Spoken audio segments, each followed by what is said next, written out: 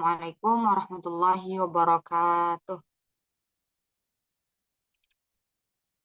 Waalaikumsalam Bismillah- warahmatullahi wabarakatuh. Bismillahirrahmanirrahim. Alhamdulillahirabbil alamin wa bihi nasta'in. Wassalatu wassalamu ala asyrafil anbiya'i wal mursalin wa ala alihi washabbihi ajma'in. Amma ba'du. Pertama-tama marilah kita panjatkan puja-puji serta syukur kehadirat Allah Subhanahu wa taala yang telah memberikan kita nikmat iman, Islam dan ihsan sehingga kita dapat berkumpul bermuajahah walau dalam keadaan online. Salawat serta salam tak lupa kita junjungan kepada Nabi besar, Nabi Yuna Muhammad Sallallahu Alaihi Wasallam. Alhamdulillah pada kesempatan kali ini kita dapat membahas yaitu tentang ilmu hadis, riwayah, dan diroyah. Saya Vika Tahida selaku moderator serta presentator pertama. Jadi di sini saya akan langsung menjelaskan ya teman-teman. Ilmu hadis, riwayah, dan diroyah. Pengertian ilmu hadis. Jadi al-qawaidul mu'arrifatu bijalir rawi wal marwi. Kaidah-kaidah yang mengetahui keadaan perawi dan yang diriwayatkan. Selanjutnya, siapa itu perawi? Perawi adalah orang-orang yang membawa, menerima dan menyampaikan berita dari Nabi Shallallahu Alaihi Wasallam yang bersanad. Jadi apa itu? Selanjutnya ada apa itu marwi? Marwi ialah isi berita yang diriwayatkan. Jadi perawi itu orangnya yang meriwayatkan marwi. Marwi itu yaitu isi dari berita yang diriwayatkan. Selanjutnya,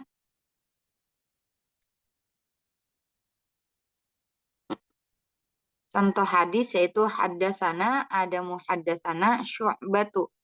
Haddatsana sayyarun Abul Hakami qala sami'tu Aba Hazim qala sami'tu Aba Hurairah qala sami'tu Nabi sallallahu alaihi wasallam yaqul man hajja lillahi falam yarfus walam yafsuq raja'a kayaumi waladathu ummuhu. Menceritakan kepada kami Adam, menceritakan kepada kami Syu'bah, menceritakan kepada kami Sayyar Abu Al-Hakam, ia berkata, aku mendengar. Abu Hazim berkata, saya mendengar. Abu Hurairah berkata, saya mendengar Nabi Shallallahu Alaihi Wasallam berkata, barang siapa yang berhaji karena Allah, kemudian ia tidak berbuat jima dan tidak berbuat kefasikan, maka ia pulang dalam keadaan seperti hari ketika ibunya melahirkan. Jadi di sini teman-teman, dari Rasulullah disampaikan kepada Abu Hurairah. Jadi Abu Hurairah mendengar Nabi SAW bersabda, dari Abu Hurairah, Abu Hazim mendengar Abu Hurairah berkata, kemudian dari Abu Hurairah sampai kepada Sayyar Abu Al-Hakam, kemudian kepada Syu'bah, kemudian sampai kepada Adam. Dan diriwayatkan oleh perawinya yaitu Al-Imam Al-Bukhari. Baik teman-teman, selanjutnya presentator kedua yang akan disampaikan oleh Saudari Suci Rahmawati. Waktu dan tempat saya persilahkan. Baik, saya ucapkan kepada moderator yang telah mengizinkan saya untuk memaparkan materi. Kemudian materi yang akan saya jelaskan yaitu tentang ilmu hadis. Nah, ilmu hadis ini dibagi menjadi dua. Ada sanad, ada juga matan. Nah, kita bisa lihat ya ilustrasinya di sini. Nah, yang dimaksud dengan matan di sini itu yaitu isi dari hadis. Nah, seperti di sini yang telah terlihat man hajjalillahi falam yarfus nukta-nukta waladat ummuhu. Nah, itu termasuk dari isi hadis ya. Kemudian ada sanad. Nah, apa itu sanad? Nah, sanad itu yaitu orang yang meriwayatkan hadis tersebut. Nah, kan yang pertama itu yang diriwayatkan oleh Rasulullah ya, oleh Nabi Shallallahu Alaihi Wasallam. Kemudian diriwayatkan kembali oleh Abu Hurairah, kemudian diriwayatkan kembali oleh Abu Hazim, dan seterusnya hingga Al-Bukhari. Nah, itu yang dimaksud dengan sanad dan matan. Nah, kemudian ada juga pembagian ilmu hadis. Next. Next. Nah, pembagian ilmu hadis itu ada dua. ada riwayah dan diroyah. Nah, sedangkan kalau misalkan riwayah itu ilmu yang mempelajari tentang apa aja sih? Nah, ilmu yang mempelajari tentang segala perkataan Nabi, perbuatan beliau, periwayatannya, batasan-batasannya, dan ketelitian segala redaksinya. Nah, objek pembahasannya itu yaitu diri Nabi Shallallahu Alaihi Wasallam. Mungkin sekian dari saya cukupkan, kembalikan kepada moderator. Terima kasih.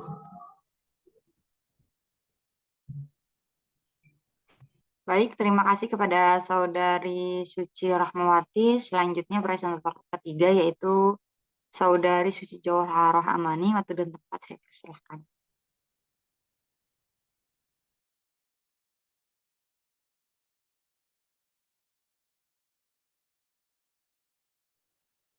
Terima kasih kepada moderator yang telah mengizinkan saya untuk memaparkan materi. Materi berikutnya, pembagian ilmu hadis terbagi dua, yaitu riwayah dan diroyah.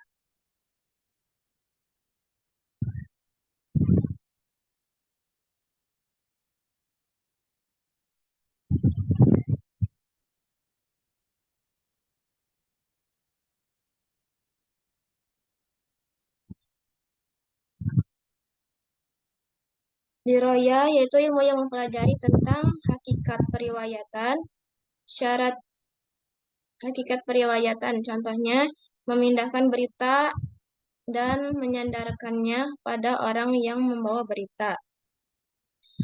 Syarat-syaratnya, metode perawi ketika menerima periwayatan hadis. Macam-macamnya,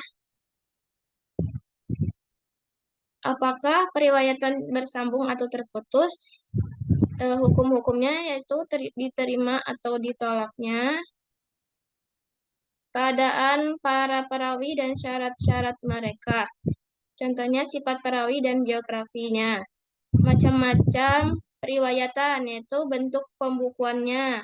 Hal-hal yang berkaitan dengan periwayatan yaitu istilah-istilah ahli hadis. Pembagian ilmu hadis.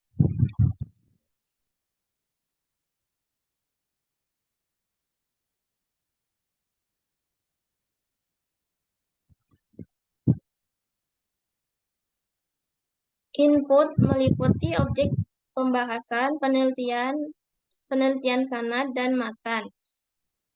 Lalu kualitas hadis diterima atau ditolak. Sejarah perkembangan ilmu hadis riwayah dan ilmu hadis diroyah, yaitu ilmu hadis. Periode Nabi Shallallahu Alaihi Wasallam. Riwayah larangan menulis hadis khawatir bercampur dengan Al-Quran. Larangan dan kebolehan menulis hadis bersifat kondisional. Sahabat memiliki catatan hadis koneksi pribadi. Diroyah telah ada dasar-dasar ilmu hadis, yaitu dalam Quran Surat Al-Hujurat ayat 6 dan Al-Baqarah ayat 282.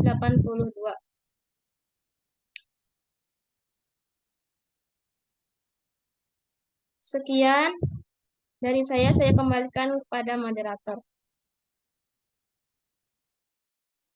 Baik, terima kasih kepada Saudari Suci Jauharah Amani. Presentator selanjutnya yaitu Saudari Wardatul Jannah. Waktu dan tempat saya persilahkan. Baik, terima kasih kepada moderator yang telah memberikan saya waktu untuk memaparkan materi selanjutnya. Materi selanjutnya tentang sejarah perkembangan ilmu hadis dan riwayah dan ilmu hadis diroyah. Jadi pada periode sahabat, riwayah itu disebut dengan masa pembatasan periwayatan, taklil ar-riwayah, dengan mensyaratkan sumpah dan saksi bagi orang yang menyampaikan hadis, akibat maraknya hadis palsu akibat konflik politik. Rihlah ilmiah. Sedangkan pada periode sahabat diroyah itu timbul secara lisan, periwayatan harus disertai saksi, bersumpah, dan sanad.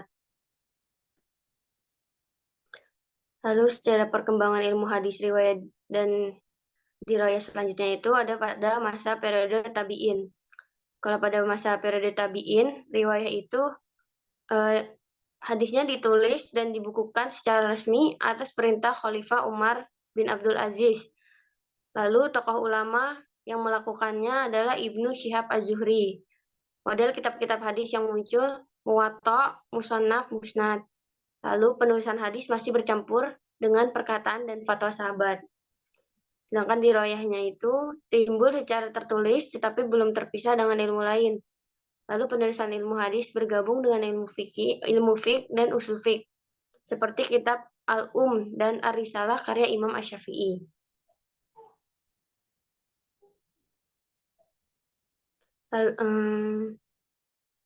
Lalu ada pada masa tabi'in. Riwayah masa kemasan atau kejayaan kodifikasi hadis. Lalu masa filterasi, penulisan hadis dipisahkan dari perkataan dan fatwa sahabat. Masa klasifikasi, hadis sahih sudah dipisahkan dari yang tidak sahih. Lalu munculnya kutubus sitah. Lalu ada juga model kitab jami. Lalu diroyah pada masa tabi'in itu telah terpisah dari ilmu-ilmu lain, tetapi belum menyatu. Muncul kitab-kitab ilmu hadis seperti At-Tarikh Al-Kabir karya Bukhari, lalu ada Tabaqat At-Tabi'in karya Muslim, dan lain-lain. Mungkin cukup sekian, saya kembalikan kepada moderator. Baik, terima kasih kepada Saudari Wardatul Jannah. Selanjutnya akan dilanjutkan oleh presentator terakhir, yaitu Saudara Wildan Ahmad. Waktu dan tempat saya persilahkan. Baik, terima kasih disampaikan moderator. Sejarah perkembangan ilmu hadis, riwayah, dan ilmu hadis diroyah. Pada periode setelah tabi'in, bagian riwayah, penulisan hadis lebih sistematik. Lalu muncul kitab-kitab mustadrak, syarah, ikhtisar, dan lain-lain.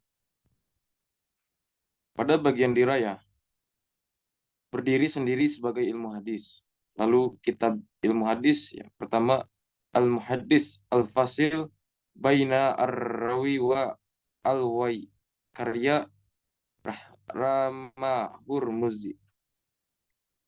Baik, sekian. Terima kasih. Saya kembalikan pada moderator.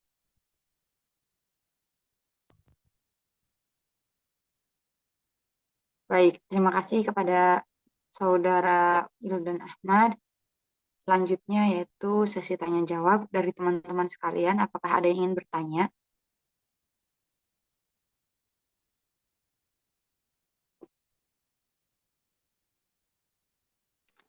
Baik, jika tidak ada yang ingin bertanya, selanjutnya kita akan membahas istilah-istilah dalam ilmu hadis. Next. Ya, di sini ada definisi sanad menurut bahasa, yaitu al-mu'tamadu. Apa itu al-mu'tamadu? Yaitu sesuatu yang dijadikan sandaran. Jadi sanad itu di sini dalam bahasa dijadikan sandaran, dan menurut istilah silsilatur rijal muwassalati ilal matan, mata rantai para perawi hadis yang menghubungkan sampai kepada matan hadis. Selanjutnya ada matan menurut bahasa, yaitu keras, kuat, sesuatu yang tampak. Jika menurut istilah yaitu mayang tahi ilaihi sanadu minal kalam, sesuatu kalimat setelah berakhirnya sanad atau materi atau isi berita hadis yang datang dari Nabi Shallallahu Alaihi Wasallam. Kemudian ada mukharrij menurut bahasa, yaitu bentuk isim fa'il atau bentuk pelaku dari kata takhrij, dan menurut istilah yaitu seorang yang menyebutkan suatu hadis dalam kitabnya dengan sanadnya. Baik, selanjutnya akan dilanjutkan oleh Saudara Wildan Ahmad. Waktu dan tempat saya persilakan. Baik, terima kasih. Lambang periwayatan ada sami'tu, aku mendengar, haddatsani, menceritakan kepadaku, haddatsana, menceritakan kepada kami, akhbaroni, mengabarkan padaku, akhbarona, mengabarkan kepada kami. Lalu ada anba'ani, mengabarkan kepadaku. Anba'ana, mengabarkan kepada kami. Metode murid menerima hadis dari guru. Yang pertama ada metode as-sama, ya. Artinya murid mendengar hadis dari guru secara langsung. Lalu ada metode al-qira'ah atau al-ard. Artinya ya, murid membaca hadis sekaligus didengarkan dan diluruskan oleh guru. Metode sorogan. Ini biasa dipakai di pesantrenan. Lalu ada metode ijazah. Guru memberikan izin kepada muridnya untuk meriwayatkan hadis. Lalu ada qala li, ia berkata kepadaku. Ada dzakaroli, ia menyebutkan kepadaku. Lalu dari an, ya, dari. Ulama ya, berbeda pendapat. Metode as-sama, metode al-qira'ah atau al-ard. Baik, saya cukupkan dari saya. Selebihnya saya lanjutkan kepada moderator. Terima kasih. Baik, terima kasih kepada Saudara Wijan Ahmad. Selanjutnya akan dilanjutkan oleh Saudari Suci Jauhar Amani. Waktu dan tempat saya persilahkan.